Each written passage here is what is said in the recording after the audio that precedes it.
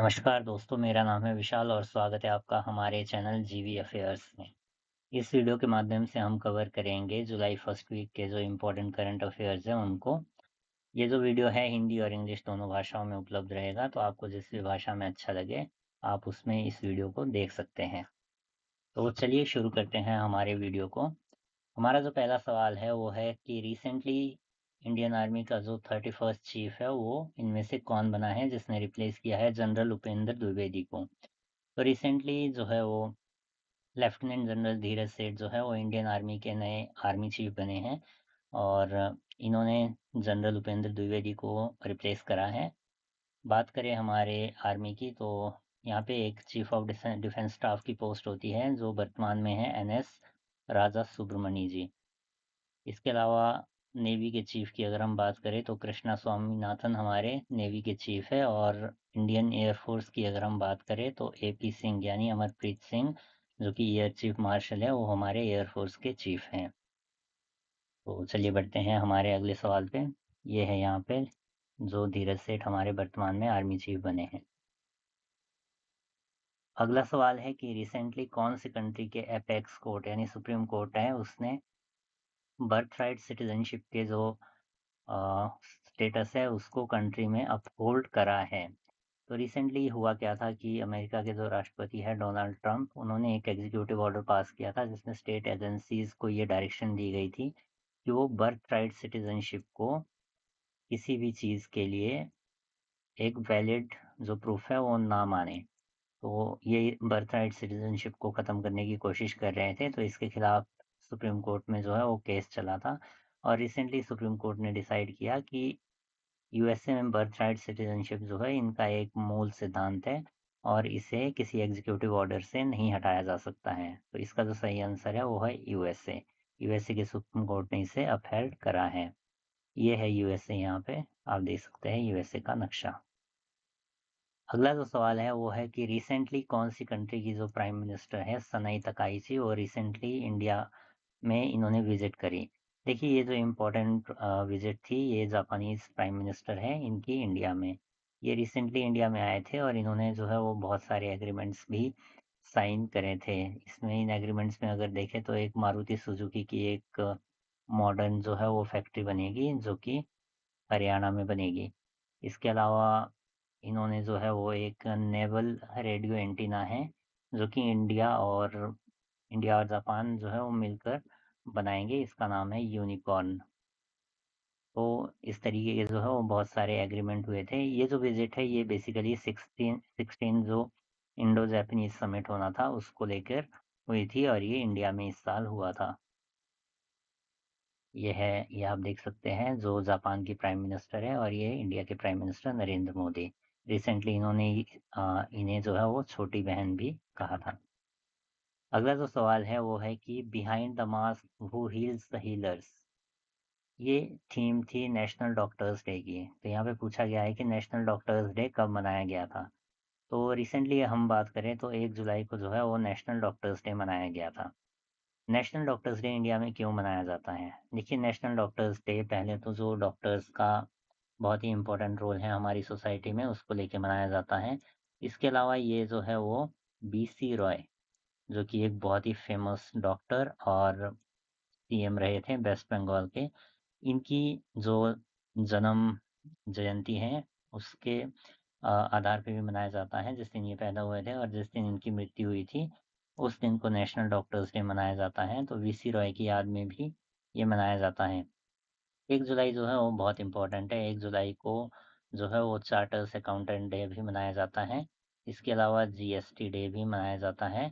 1 जुलाई 2017 से जीएसटी जो है वो पूरे इंडिया में लागू हुआ था, तो इसकी याद में मनाया जाता है। ये आप देख सकते हैं यहाँ पे थीम लिखा हुआ है again behind the mask who heels the healers. अगला जो सवाल है वो है कि रिसेंटली कितनी पॉलिटिकल पार्टीज है जिन्होंने चीफ जस्टिस ऑफ इंडिया जो कि इस टाइम पे है जस्टिस सूर्यकांत, इनको लिखा है कि जो एसआईआर है स्पेशल इंटेंसिव रिवीजन की एक प्रोसेस है जिसे कंडक्ट किया जा रहा है इलेक्शन कमीशन ऑफ इंडिया द्वारा। तो इसमें जो है वो बहुत सारी समस्याएं हैं, इसको लेके इन्होंने चिंता व्यक्त करी है। तो रिसेंटली जो 23 बहुत ही मोस्ट इम्पोर्टेंट पार्टीज हैं इंडिया की, जिनमें कि कांग्रेस, टीएमसी, समाजवादी पार्टी, आम आदमी पार्टी, इन सब ने जो है वो मिलके चीफ जस्टिस ऑफ इंडिया को लेटर लिखा था कि एसआईआर प्रोसेस में बहुत सारी खामियां हैं जिनको दूर करने की बात कही गई थी। सुप्रीम कोर्ट के इंटरवेंशन की बात इसमें कही गई थी। एसआईआर की अगर हम बात करें तो एसआईआर जो कंडक्ट है वो रिप्रेजेंटेशन ऑफ पीपल एक्ट 1950 के सेक्शन 21(3) के तहत कंडक्ट किया जाता है इलेक्शन कमीशन ऑफ इंडिया में। रिसेंटली ये जो है वो बिहार और वेस्ट बंगाल में कंडक्ट किया गया था। अगला सवाल है उम्मीद पोर्टल को लेके। उम्मीद पोर्टल ये रिसेंट में न्यूज़ में था, तो ये किस चीज़ से रिलेटेड है? ये क्या है? क्या एक स्कीम है गवर्नमेंट ऑफ इंडिया की जो ट्रांसजेंडर्स के लिए है? क्या एक मिलिट्री एक्सरसाइज है? क्या ये एक वक्फ मैनेजमेंट पोर्टल है? तो इसका जो सही आंसर है वो है सी। ये एक वक्फ मैनेजमेंट पोर्टल है। देखिए, वक्फ की जब हम बात करते हैं तो वक्फ इंडिया में जो है वो मुस्लिम प्रॉपर्टीज़ को मैनेज करता है, जिसमें कि मस्जिद होती है, मदरसा आज़ादी होते हैं, तो इनको मैनेज करने का ये काम करता है। जो ये उम्मीद पोर्टल है वो लास्ट ईयर जून में इसे रिलीज़ किया गया था और इसको 1 साल पूरा हो चुका है इस समय। और उम्मीद की अगर हम फुल फॉर्म की बात करें तो ये unified Waqf management empowerment efficiency and development इसकी फुल फॉर्म है। रिसेंटली ये न्यूज़ में इसलिए था क्योंकि जो भी वक्फ की प्रॉपर्टीज़ हैं उनका इस समय रजिस्ट्रेशन चल रहा है और recently 11% of total Waqf properties, जो कि लगभग 88,000 प्रॉपर्टीज़ बनती हैं, इनको जो है वो रजिस्ट्रेशन नहीं दी गई है स्क्रूटनी के बाद, क्योंकि इनके पास प्रॉपर जो डॉक्यूमेंट्स हैं वो नहीं थे, तो इसलिए ये न्यूज़ में था। अगला सवाल है रिसेंटली जो इंटेलिजेंस ब्यूरो है उसका डायरेक्टर रिसेंट में कौन बना है? तो जो इंटेलिजेंस ब्यूरो है, पहले इसके बारे में अगर हम बात करें तो ये हमारी प्राइमरी इंटरनल सिक्योरिटी की रिगार्डिंग एजेंसी है। बात करें एक्सटर्नल सिक्योरिटी की, तो एक्सटर्नल जो हमारी सिक्योरिटी है उसके लिए रॉ जो रिसर्च एंड एनालिसिस विंग है वो हमारी प्राइमरी एजेंसी है, जिसके जो हेड है वो है पराग जैन। तो बात करें आईबी के इस समय डायरेक्टर जो है वो कौन बने हैं, तो ये है महेश दीक्षित। ये एक सीनियर आईपीएस ऑफिसर हैं जो कि रिसेंटली आईबी के डायरेक्टर बने हैं। बात करें अजय कुमार की, तो ये यूपीएससी के चेयरमैन हैं। और संजय मूर्ति की अगर हम बात करें तो ये हमारे हैं सीएजी। तो चलिए आगे बढ़ते हैं। ये रही इनकी जो फोटो है, Mahesh Dikshit 1993 batch IPS officer. अगला सवाल है अबे अहमद के बारे में। ये रिसेंटली जो है वो प्राइम मिनिस्टर बने हैं किस कंट्री के रिसेंटली? तो अबी अहमद जो है वो रिसेंटली प्राइम मिनिस्टर बने हैं इथियोपिया के। इथियोपिया जो है वो एक अफ्रीकन कंट्री है और इसकी जो कैपिटल है वो है अदीस अबाबा।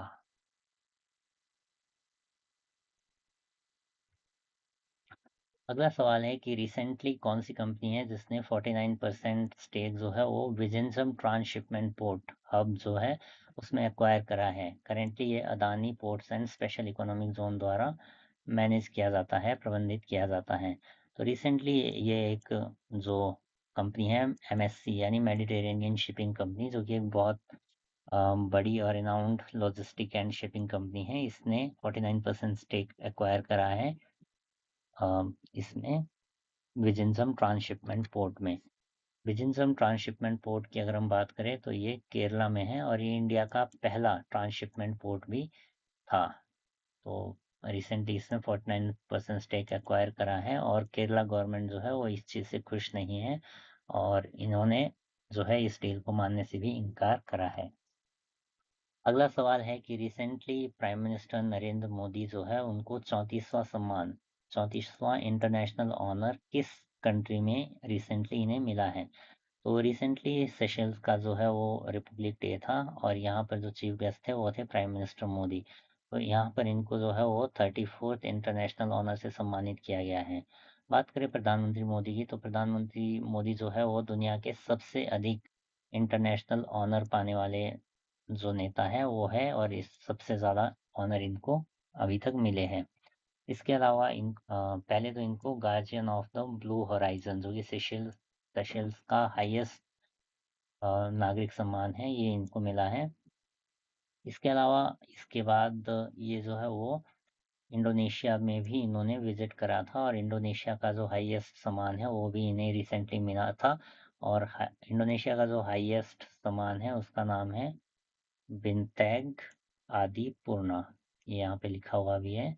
तो ये क्वेश्चन पूछा जा सकता है कि इंडोनेशिया का हाईएस्ट सम्मान क्या है, तो ये बिनतैंग आदि पूर्णा है। चलिए बढ़ते हैं अगले सवाल पे। अगला सवाल है नेशनल चार्टर्स अकाउंटेंट डे कब मनाया जाता है? ये रिसेंटली हमने डिस्कस करा था। ये जो है वो 1 जुलाई को मनाया जाता है। इस दिन चार्टर्स अकाउंटेंट एक्ट आया था, और चार्टर्स अकाउंटेंट इंस्टीट्यूट जो है वो इसी दिन बना था। इसी की कॉमेमोरेशन में 1 जुलाई को ये दिन मनाया जाता है। इसके अलावा जो हमारे सीएज हैं, जो चार्टर्ड अकाउंटेंट्स हैं, इनके जो रिमार्केबल कंट्रीब्यूशन इनका है नेशन की डेवलपमेंट में, उसको सराहना देने के लिए भी ये मनाया जाता है।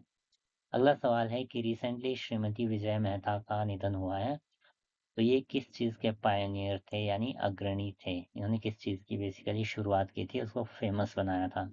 तो ये जो है वो मॉडर्न मराठी थिएटर को इन्होंने काफ़ी फेमस बनाया था। बात करें मराठी की, तो मराठी जो है वो महाराष्ट्र में बोली जाती है, महाराष्ट्र की स्टेट लैंग्वेज है, यानी ऑफिशियल कामों में ये यूज़ होती है। इसके अलावा मराठी जो है वो एक क्लासिकल लैंग्वेज भी है। टोटल भारत में 11 क्लासिकल लैंग्वेजेस है, और तमिल जो है वो पहली भाषा बनी थी जो क्लासिकल लैंग्वेज में शामिल हुई थी। मराठी जो है वो 2024 में शामिल हुई थी क्लासिकल लैंग्वेजेस में। रिसेंटली किसे जो है वो vice chief of Indian army बनाया गया है, यानी भारत सेना का उप प्रमुख रिसेंटली कौन बना है? तो आपको पता ही होगा, धीरज सेठ जो कि है वो हमारे आर्मी चीफ बन गए हैं। तो जो vice chief of Indian army की पोस्ट है वो खाली हुई थी, तो लेफ्टिनेंट जनरल जो संदीप जैन है वो vice chief of Indian army बने थे। अगला सवाल है कि रिसेंटली कौन सी स्कीम है जो ऑफिशियली 1 जुलाई से पूरे देश में आधिकारिक तौर पर लागू हो चुकी है? तो रिसेंट की अगर हम बात करें तो बीबीजी रामजी, यानी विकसित भारत गारंटी फॉर राजीव रोजगार और आजीविका मिशन जो ग्रामीण है, वो रिसेंटली 1 जुलाई से पूरे कंट्री वाइड आधिकारिक तौर पर लागू हो चुका था। ये जो एक्ट है वो बहुत पहले पास किया गया था, और इसने जो है वो मनरेगा, यानी महात्मा गांधी एमजी नरेगा, यानी Mahatma Gandhi National Rural Employment Guarantee Act, इसको जो है वो रिप्लेस करा था। इसके कुछ फीचर्स की अगर हम बात करें तो इसमें मजदूरों के जो काम के दिनों की संख्या है वो 100 से बढ़ाकर 125 कर दी गई थी। इसमें जो है वो हर हफ्ते मजदूरी मिला करेगी, मैक्सिमम जो है वो 15 डेज के अंदर अंदर मजदूरी मिलना अनिवार्य है। इसके अलावा एआई बेस्ड इसमें मॉनिटरिंग होगी, और खेती के समय जो खेती का टाइम होता है उस समय जो है वो 60 दिन का अवकाश भी इसके अंतर्गत दिया जाएगा। अगला सवाल है कि रिसेंटली गवर्नमेंट ऑफ इंडिया ने नोटिस इशू करा है किस सोशल मीडिया प्लेटफॉर्म को, और इसको डायरेक्ट किया गया है कि ये अपना यूज़र नेम फीचर जो है वो रोल आउट ना करे जब तक इसकी थोरो रिस्क असेसमेंट नहीं हो जाती है। तो रिसेंटली ये जो यूज़र नेम फीचर है ये लॉगिन व्हाट्सएप ने शुरू करना चाहता था। यूज़र नेम फीचर देखिए क्या है, इसके तहत जब भी कोई व्हाट्सएप का यूज़र है, जब वो किसी दूसरे यूज़र से कांटेक्ट करना चाहता है तो इसमें नंबर आसानी से शेयर हो जाता है। लेकिन व्हाट्सएप चाहता था कि नंबर की जगह जो यूज़र नेम है केवल वो शेयर हो, ताकि इससे जो है वो प्राइवेसी बची बची रहे यूज़र्स की। लेकिन गवर्नमेंट ऑफ इंडिया ने इस पे रोक लगा दी है, और फिलहाल के लिए ये जो फीचर है वो लागू नहीं होगा। व्हाट्सएप की अगर बात करें तो ये मेटा के अंतर्गत काम करता है। मेटा के अंतर्गत 3 कंपनी आती है, इसके अंतर्गत इंस्टाग्राम, फेसबुक और व्हाट्सएप। अगला सवाल है कि कौन सा राज्य जो है वो पहला राज्य बना है जिसने वैधानिक मदरसा बोर्ड, यानी जो स्टैट्यूटरी मदरसा बोर्ड है उसको रिप्लेस किया है माइनॉरिटी एजुकेशन अथॉरिटी से, यानी अल्पसंख्यक शिक्षा प्राधिकरण से इसे रिप्लेस कर दिया गया है।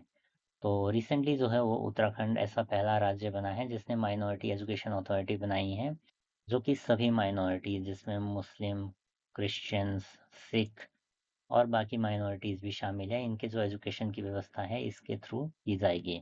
उत्तराखंड की जब हम बात करते हैं तो उत्तराखंड जो है वो पहला राज्य है जिसने यूसीसी यानी यूनिफॉर्म सिविल कोड इसको लागू करने वाला ये पहला राज्य था। दूसरा राज्य गुजरात और तीसरा राज्य असम था।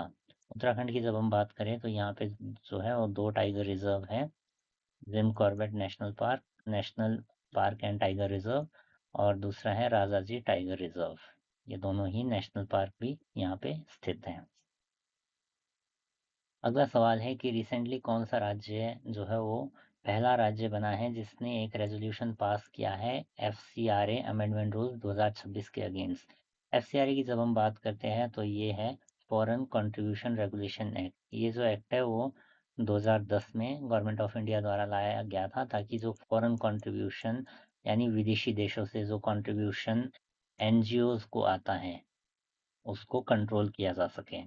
कंट्रोल इन द सेंस कि उसे रेगुलेट किया जा सके कि कितना पैसा कहाँ से आ रहा है और किस चीज़ के लिए आ रहा है। तो रिसेंटली कुछ अमेंडमेंट रूल्स इसमें लाए गए थे। जैसे कि एक रूल था कि NGO जो है वो अपनी स्पेसिफिक एक्टिविटी जो है वो बताए कि वो एजुकेशन के NGOs हैं, कल्चरल NGO है, रिलीजियस NGO है या सोशल NGO है, किसी भी एक्टिविटी को लेके तो एक्टिविटी इनको क्लियर करनी पड़ेगी। इसके अलावा मैंडेटरी डिस्क्लोजर जो है वो बहुत सारी इन्फॉर्मेशन का देना होगा कि इनके डोनर कौन है, इनकी सोशल मीडिया प्रोफाइल्स क्या-क्या है आदि। तो ये रिसेंटली कुछ अमेंडमेंट्स लाए गए थे। इसके खिलाफ जो रेज़ोल्यूशन है वो पास करने वाला पहला जो राज्य है वो है केरलम। केरला ने ये रेज़ोल्यूशन जो है वो रिसेंटली पास करा है। अगला सवाल है कि रिसेंटली कौन सी country UNESCO World Heritage capital बनी है जहां पर 61 जो संरक्षित स्थल है यानी प्रोटेक्टेड साइट्स है वो है। तो ये जो 61 संरक्षित स्थल है ये है इटली में। तो इटली जो है वो UNESCO World Heritage capital recently बनी है। यूनेस्को की जब हम बात करते हैं तो यूनेस्को का जो हेडक्वार्टर है वो है फ्रांस की राजधानी पेरिस में और ये वर्ल्ड हेरिटेज साइट का स्टेटस भी देती है। ये देखिए यहाँ पे 61 प्रोटेक्टेड साइट है इटली में और ये वर्ल्ड हेरिटेज कैपिटल बनी है। रिसेंटली जो है वो फॉरेन सेक्रेटरी ऑफ इंडिया इन्हें 1 साल का एक्सटेंशन दिया गया है इनकी सर्विसेज के लिए। तो ये बताना है कि करंट फॉरेन सेक्रेटरी इंडिया के इस समय कौन है। तो इंडिया के जो फॉरेन सेक्रेटरी है वो है विक्रम मिश्री। इन्हें जो है वो 1 साल का एक्सटेंशन दिया है और ये 14 जुलाई 2027 तक कार्य अब करेंगे। बात करें फॉरेन सेक्रेटरी की तो ये सेकंड हाईएस्ट पोस्ट होती है हमारे जो मिनिस्ट्री ऑफ एक्सटर्नल अफेयर्स हैं। सबसे ऊपर होते हैं जो हमारे मिनिस्टर हैं जो कि वर्तमान में है S. जयशंकर और सेकंड नंबर पे आते हैं हमारे फॉरेन सेक्रेटरी जो कि है विक्रम मिश्री। मानस क्या है और ये रिसेंटली न्यूज़ में था, ये क्या है? तो मानस क्या है? क्या ये एक स्कीम है गवर्नमेंट ऑफ इंडिया की? क्या ये एक पोर्टल है जो कि नारकोटिक्स कंट्रोल ब्यूरो द्वारा लॉन्च किया जाता है और क्या ये एक सॉफ्टवेयर है जो सुप्रीम कोर्ट द्वारा लॉन्च किया गया है या ये एक प्राइवेट कंपनी है? तो मानस की अगर हम बात करें तो ये एक पोर्टल है जो कि नारकोटिक्स कंट्रोल ब्यूरो द्वारा लॉन्च किया गया है। देखिए नारकोटिक्स कंट्रोल ब्यूरो की जब हम बात करते हैं तो NCB की जो स्थापना है वो 1986 में की गई थी अंडर NDPS एक्ट ऑफ 1985 और ये जो है वो होम मिनिस्ट्री के अंतर्गत आता है। तो रिसेंटली इसने ये पोर्टल शुरू करा था जिसमें कि ड्रग रिडक्शन की बात इसमें होती है और इसमें ये सहायता करता है। अगला सवाल है कि रिसेंटली बेन स्टोक ने अपनी रिटायरमेंट अनाउंस करी है इंटरनेशनल क्रिकेट से। तो ये किस देश से संबंध रखते हैं? देखिए बेन स्टोक जो है वो बहुत इंपॉर्टेंट प्लेयर है, बहुत महत्वपूर्ण और फेमस प्लेयर है। ये इंग्लैंड से संबंध रखते थे और ये इंग्लैंड के कैप्टन भी थे टेस्ट टीम के। तो रिसेंटली इन्होंने संन्यास ले लिया है। अगला सवाल है कि कौन सी कंट्री है जिसने दुनिया का पहला हाइड्रोजन प्लांट बनाया है जो कि न्यूक्लियर हीट पे चलता है ना कि इलेक्ट्रिसिटी पे। तो ये बहुत बड़ी अचीवमेंट है और ये रिसेंटली इंडिया ने अचीव करी है। इंडिया पहला कंट्री बना है जिसने ये कारनामा किया है और ये जो कारनामा है इंडिया ने करा है Kalpakkam Kalpakkam nuclear power plant में और ये जो है वो तमिलनाडु में स्थित है। अगला सवाल है कि रिसेंटली कौन सी स्टेट गवर्नमेंट है जिसने ओबीसी रिजर्वेशन को 17% से घटाकर 7% किया है? तो रिसेंटली वेस्ट बंगाल में बीजेपी की सरकार आई है और यहाँ के जो चीफ मिनिस्टर बने हैं वो शुवेंदु अधिकारी। तो इन्होंने जो है वो बहुत इम्पोर्टेंट कुछ फैसले लिए हैं, जिसमें एक फैसला ये भी है कि 17% से आरक्षण 7% कर दिया गया है। यहाँ के जो राज्यपाल है वो है एन रवि। इसके अलावा एक एक्ट भी वेस्ट बंगाल की सरकार लेके आई है, जो कि एंटी सोशल एक्टिविटीज एक्ट है, जिसे कि गुंडा लॉ के नाम से भी जाना जा रहा है ओपोजिशन पार्टीज में। अगला सवाल है कि रिसेंटली यूनाइटेड नेशंस ने पाकिस्तान को कहा है कि वो जो भी कंस्ट्रक्शन कर रहा है, किस फेमस हिस्टोरिकल साइट पे पाकिस्तान कंस्ट्रक्शन कर रहा है, जो कि एक यूनेस्को वर्ल्ड हेरिटेज साइट है, उसको ना करें। उसको पाकिस्तान को रोका गया है कंस्ट्रक्शन करने के लिए।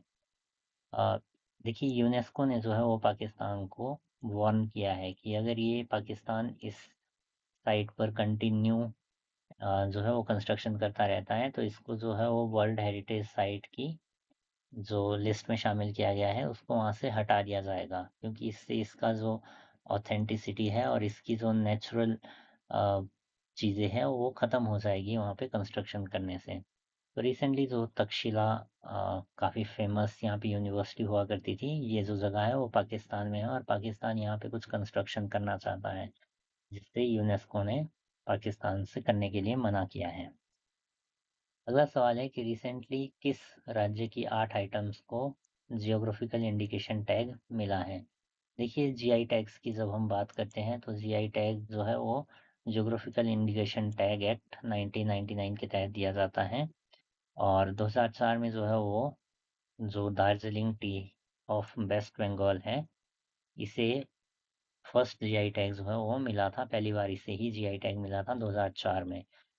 तो जीआई टैग रिसेंटली 8 आइटम्स को मिला है हिमाचल प्रदेश की। तो देखते हैं हिमाचल प्रदेश के जो सी बकथॉर्न है, यानी शर्मा ऑफ स्पीति है, इसे सलूनी सफ़ेद मक्का, चंबा मेटल आर्ट्स, सिरमौरी लोहिया, किन्नौरी टोपी, सेपुवाड़ी ऑफ मंडी, किन्नौरी एप्पल और किन्नौरी ज्वेलरी। तो इन्हें जो है वो 8 प्रोडक्ट्स को जीआई टैग रिसेंटली मिला है। अगला सवाल है कि ग्रीस जो है वो इसने यूपीआई यूज़ करना शुरू कर दिया है, यूपीआई यानी यूनिफाइड पेमेंट इंटरफेस, अपनी डिजिटल पेमेंट्स के लिए। तो अब तक कितने जो फॉरेन कंट्रीज हैं इन्होंने यूपीआई को डिजिटल पेमेंट्स के लिए अपनाया है? तो रिसेंटली जो है इन कंट्रीज की संख्या जो है वो 10 हुई है जिन्होंने यूपीआई को अपनाया है। यूपीआई को अपनाने वाला जो पहला कंट्री है वो था भूटान। यूपीआई जो है वो 2016 में शुरू किया गया था, एनपीसीआई यानी national payment corporation of India, जो कि आरबीआई के अंतर्गत आती है। तो चलिए बढ़ते हैं अगले सवाल पे।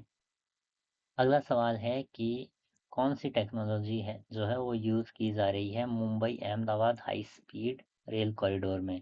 देखिए, रिसेंटली न्यूज़ आई थी कि 2027 अगस्त तक जो है वो इसकी कंस्ट्रक्शन पूरी हो जाएगी, जो Mumbai Ahmedabad high speed rail corridor है। और ये जो हाई स्पीड रेल कॉरिडोर है ये जापान की सहायता से बनाया जा रहा है और इसमें जो जापानीज टेक्नोलॉजी है शिनकानसेन, इसका यूज़ किया जा रहा है। अगला सवाल है कि रिसेंटली कौन सी ऑर्गेनाइजेशन है जिसने इंडियन मिलिट्री के 52,000 करोड़ का जो एक प्रपोजल है, इसमें 52,000 करोड़ के हथियार खरीदे जाएंगे, उसको अप्रूव किया है? तो बात करें इस अप्रूवल की, तो ये डीएसी यानी डिफेंस एक्विजिशन काउंसिल द्वारा किया जा गया है। डिफेंस एक्विजिशन काउंसिल की अगर हम बात करें तो ये रक्षा मंत्री द्वारा चेयर की जाती है और ये हाईएस्ट डिसीजन मेकिंग बॉडी है जब भी किसी एक्विजिशन की बात होती है, आर्मी से रिलेटेड या मिलिट्री से रिलेटेड जो बड़ी एक्विजिशन होती है उसको अप्रूव करता है डिफेंस एक्विजिशन काउंसिल। इसके जो मेंबर है वो सीडीएस और 3 सर्विसेज के जो चीफ है, डिफेंस सेक्रेटरी आदि इसके मेंबर्स होते हैं, फाइनेंस सेक्रेटरी भी इसमें शामिल होते हैं। तो इसने रिसेंटली 52,000 करोड़ के हथियारों को जो है वो मंजूरी दी है और इसकी जो स्थापना है वो 2001 में हुई थी, कारगिल वॉर के बाद। अगला सवाल है कि रिसेंटली ड्रग रूल्स 1945 को जो है वो अमेंड किया गया है गवर्नमेंट द्वारा, तो ये किस पर्पज़ के लिए किया गया है? तो इसका जो सही आंसर है वो है कि जो स्टेम सेल टेक्नोलॉजी है, जीन थेरेपी की जो टेक्नोलॉजी है, उनको केंद्रीय लाइसेंसिंग दायरे के अंतर्गत लाना है। मतलब अगर इन चीज़ों के रिगार्डिंग कोई भी काम करना है तो इसके ये लाइसेंस लेना अनिवार्य है। और ये जो लाइसेंस है वो CLAA central licensing approval authority इसके द्वारा दिया जाता है। तो इसको जो है वो सेंट्रल लाइसेंसिंग अथॉरिटी के अंतर्गत लाया गया है। अगला सवाल है कि रिसेंटली कौन से दो राज्य हैं जिन्होंने एक एमओयू साइन करा है 1994 यमुना वाटर एग्रीमेंट को लागू करने के लिए। तो रिसेंटली जो है वो यमुना वाटर एग्रीमेंट न्यूज़ में था। ये काफ़ी बड़ा एग्रीमेंट था जिसको 25 साल बाद आज अब लागू किया गया है। तो ये हरियाणा और राजस्थान के बीच में हुआ था। देखिए ये साइन 1994 में हुआ था, लेकिन अब तक लागू नहीं हो पाया था क्योंकि इसमें बहुत सारी प्रॉब्लम्स थी। अभी अगर वर्तमान में बात करें तो ये लागू हो चुका है। इसके तहत जो है वो दोनों राज्यों को बहुत सारा पानी मिलेगा।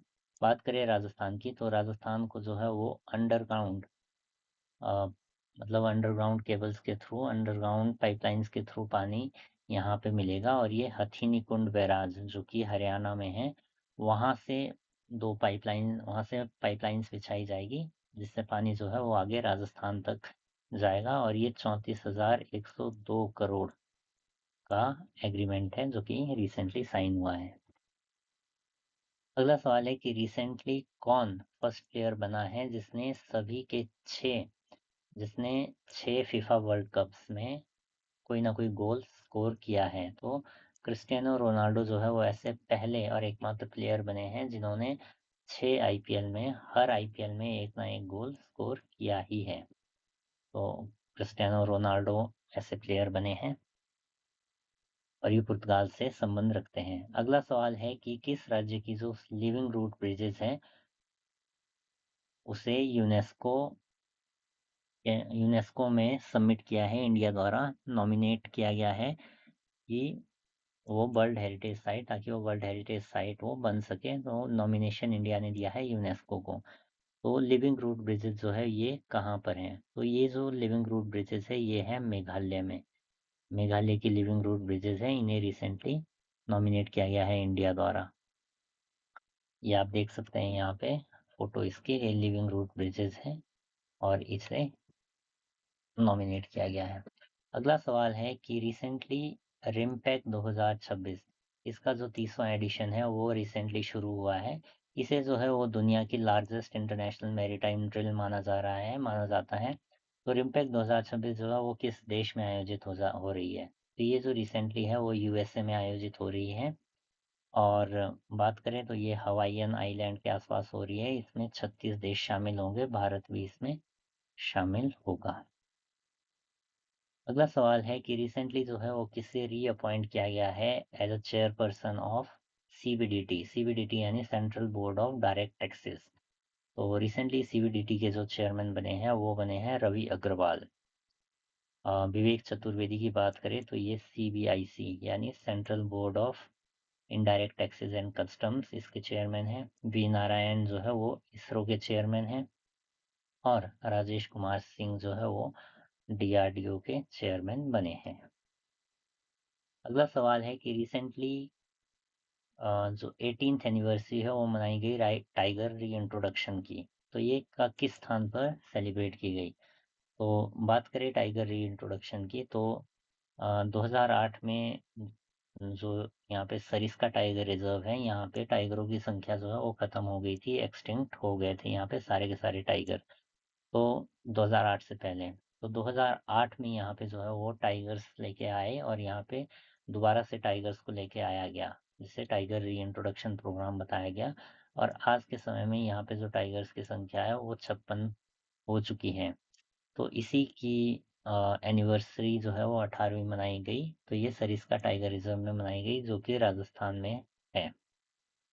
बात करें माइनस मानस टाइगर रिजर्व की तो ये आसाम में है। और पन्ना टाइगर रिजर्व ये मध्य प्रदेश में है। बांधवगढ़ टाइगर रिजर्व जो है वो कर्नाटक में है। अगला सवाल है कि recently United states of America ने अपने 250वां इंडिपेंडेंस डे यानी स्वतंत्रता दिवस मनाया, किस दिन ये मनाया गया? तो बात करें अमेरिका की, तो 4 जुलाई 1776 को इन्होंने अपनी जो इंडिपेंडेंस है वो डिक्लेयर करी थी। इसके अंतर्गत ये जॉर्ज वॉशिंगटन जो कि इनके कमांडर थे, इसके अंतर्गत इन्होंने ये घोषणा करी थी। इन्होंने जो है वो ब्रिटेन से आज़ादी प्राप्त करी थी और अब इसके 250 साल पूरे हो चुके हैं। तो इसी खुशी में ये इंडिपेंडेंस डे मनाया गया था। बात करें इस इंडिपेंडेंस डे पे, और एक बहुत ही इम्पोर्टेंट चीज़ हुई थी, एक टाइम कैप्सूल जो है वो दबाया गया था। कहाँ दबाया गया था? फिलाडेल्फिया में। और इसका पर्पज़ क्या था? इसका पर्पज़ ये था कि इसे जो है वो अगले 250 साल तक दबाया हुआ रखा जाएगा और 250 साल बाद इसे ओपन किया जाएगा, जब यूएसए की 500वीं 500वां स्वतंत्रता दिवस मनाया जाएगा 2276 में। तो ये टाइम कैप्सूल तब निकाला जाएगा। इस टाइम कैप्सूल में जो है वो बहुत सारे आर्टिफैक्ट्स हैं जो कि 50 स्टेट्स को रिप्रेजेंट करते हैं और बहुत सारी हिस्टोरिकल चीज़ें हैं जो इसके अंतर्गत दबा रखी है, और ये 1 टन का टाइम कैप्सूल है। अगला सवाल है कि रिसेंटली एक फ्लेमिंगो रेवोल्यूशन न्यूज़ में था, तो ये जो है वो किस कंट्री में हुआ था? तो ये जो रेवोल्यूशन है वो अल्बानिया में हुआ था। यहाँ पे बात करते हैं, ये अल्बानिया में हुआ था, ये किस चीज़ से रिलेटेड था? तो रिसेंटली डोनाल्ड ट्रंप, इनके जो सन इन लॉ है जेरेड कुशनर, इन्होंने एक रिज़ॉर्ट बनाने के लिए यहाँ पे सरकार से परमिशन ली थी और सरकार ने वो परमिशन दे भी दी। लेकिन जिस जगह पे ये परमिशन दी थी, वहाँ पे जो ये फ्लेमिंगोज़ हैं, इनके जो एग्जिस्टेंस है उसको बहुत ज़्यादा खतरा था पॉल्यूशन की वजह से, और इनकी जो ब्रीडिंग साइट्स है वो यहाँ पे डिस्टर्ब हो रही थी। तो क्योंकि गवर्नमेंट ने इन्हें आसानी से परमिशन दे दी दबाव के कारण, तो इसी के खिलाफ लोगों ने जो है वो प्रोटेस्ट किया, क्योंकि लोग जानते थे कि जो फ्लेमिंगोज़ है वो उनकी संख्या बहुत कम हो गई है और ये नियर थ्रेटन्ड है आईयूसीएन की लिस्ट में भी। तो इसीलिए जो ये प्रोटेस्ट है वो किया गया था और इस प्रोटेस्ट को नाम ही दिया गया फ्लेमिंगो रेवोल्यूशन। तो इसी के साथ हमारे जो पहले हफ्ते के करंट अफेयर्स है वो समाप्त होते हैं।